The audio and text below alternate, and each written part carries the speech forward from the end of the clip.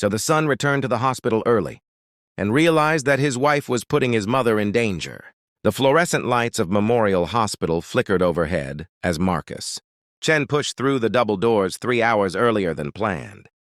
His business meeting in downtown Chicago had been canceled at the last minute, and something, call it intuition, call it fate, urged him to head straight back to his mother's room.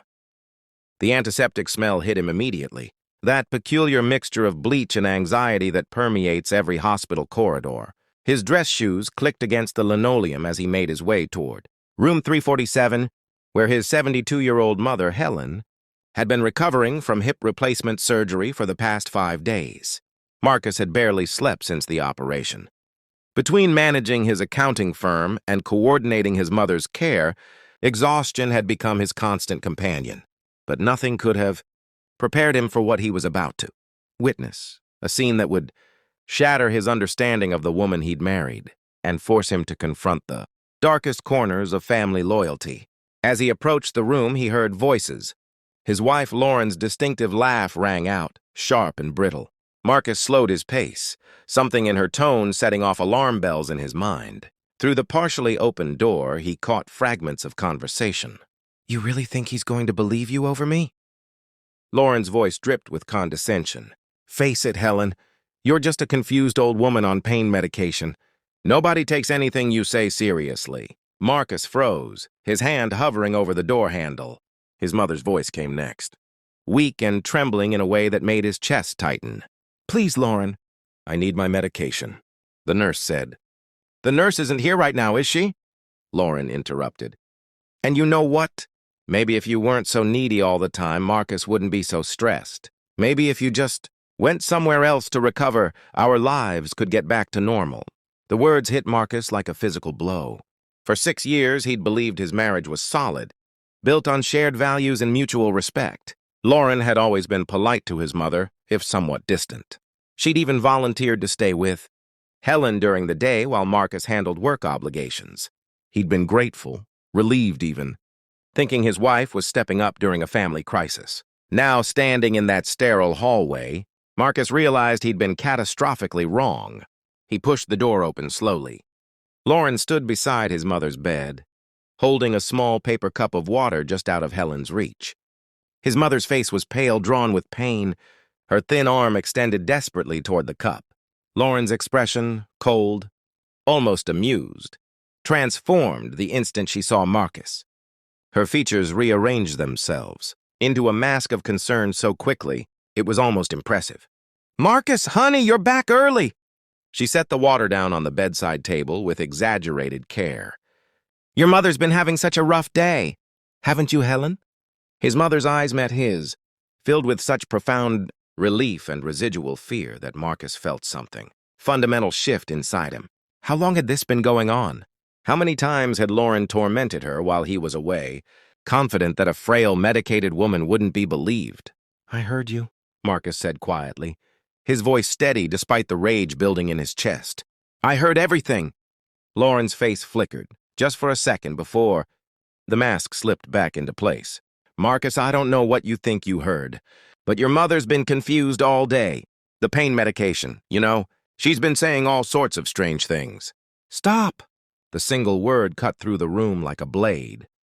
Marcus moved to his mother's side, finally handing her the water she'd been begging for.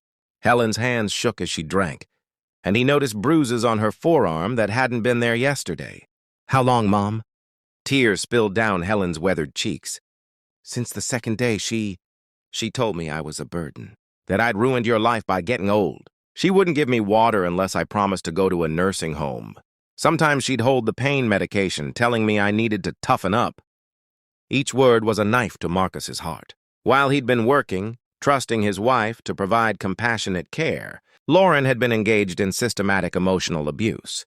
The casual cruelty of it, denying water, withholding medication, psychologically, tormenting a woman recovering from major surgery, revealed a darkness Marcus had never suspected existed. "That's ridiculous," Lauren protested, but her voice had lost its confidence. "Marcus, you know me. Would I really—" "Get out!" Marcus's voice was ice. "Take your things from the house. I'll have divorce papers drawn up by Monday. You're going to throw away 6 years of marriage because of her? Lauren's mask finally shattered completely, revealing raw ugliness beneath. She's manipulating you. She's always hated me, always tried to come between us. My mother has never said a single negative word about you, Marcus replied, his hand gently covering Helen's. Not once. Even now, she's not calling you names. She's just telling me the truth. And I believe her. Lauren stared at him, perhaps finally understanding that no amount of gaslighting would work. With a final venomous glare, she grabbed her designer purse and stormed out, her heels echoing down the hallway like gunshots. The silence that followed was heavy but somehow cleaner, as if something toxic had been purged from the air. Marcus pulled up a chair and sat beside his mother, really looking at her for the first time in days. The weight loss, the way she flinched slightly whenever anyone moved too quickly, the haunted look in her eyes. "I'm so sorry, Mom," he whispered, his own tears finally coming. "I should have known. I should have seen it." Helen reached out with a trembling hand and touched his face, the way she had when he was a child and needed comfort. "You're here now, sweetheart. That's what matters." Over the next week, Marcus took personal leave from work. He hired a private nurse for the night shifts and stayed with his mother during the days. He brought her favorite books, played old movies on his laptop, and listened as she slowly opened up about the full extent of Lauren's cruelty. Each revelation was painful, but Marcus was determined to hear it all, to bear witness to what his mother had endured. The divorce proceedings were swift and ugly. Lauren tried to claim she deserved half of everything, but Marcus's lawyer was thorough. The hospital had cameras in the hallways, and while they didn't capture audio, they showed Lauren's body language clearly, aggressive postures, Lauren standing over Helen in intimidating ways, moments where she would walk out of the room for extended periods, ignoring the call button light that indicated Helen needed assistance.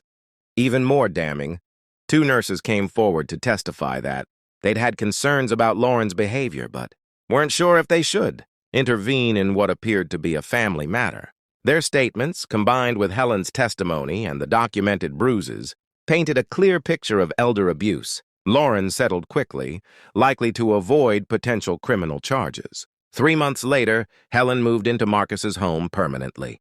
He converted his home office into a comfortable bedroom suite on the ground floor, with grab bars in the bathroom and a chairlift for the stairs. It wasn't the arrangement either of them had imagined, but it felt right. One evening, as they sat together watching the sunset through the living room window, Helen spoke softly.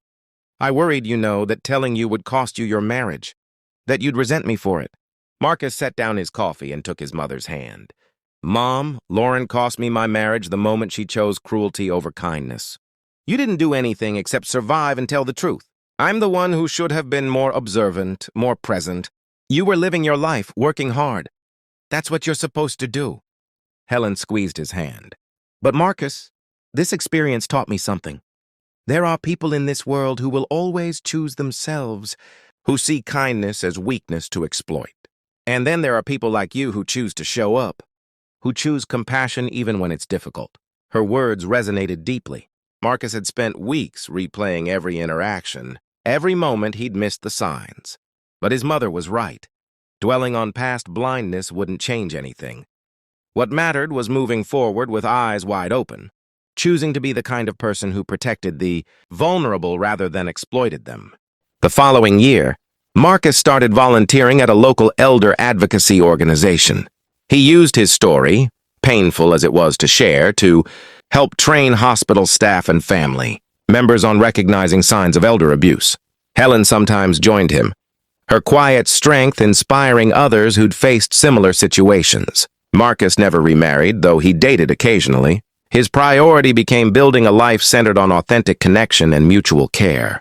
He discovered that the relationship he'd thought was solid had actually been hollow, built on his assumptions rather than genuine partnership. His mother's presence in his home, far from being a burden, brought unexpected joy. They developed new rituals, shared stories he'd never heard, and built the kind of deep friendship that only comes from choosing each other despite difficult circumstances. On Helen's 75th birthday, surrounded by friends and neighbors who'd become like family, Marcus made a toast. 3 years ago, I learned that love isn't about grand gestures or perfect appearances. It's about showing up during the hard moments, believing the vulnerable, and having the courage to act when you discover the truth. Mom, thank you for trusting me with your truth. It saved both of us. Helen raised her glass, her eyes bright with tears and laughter. To truth, she said simply, and to sons who come back early. The room erupted in applause and laughter, but Marcus caught his mother's eye and saw the deeper message there. Sometimes the worst moments crack us open, revealing who we really are and who the people around us really are. And sometimes, if we're brave enough to face what's revealed, we find our way to something more honest, more beautiful than we ever imagined possible. In the end, that early return to the hospital hadn't just exposed a betrayal. It had opened the door to a different kind of life entirely, one built on truth, compassion, and the unshakable foundation of genuine love.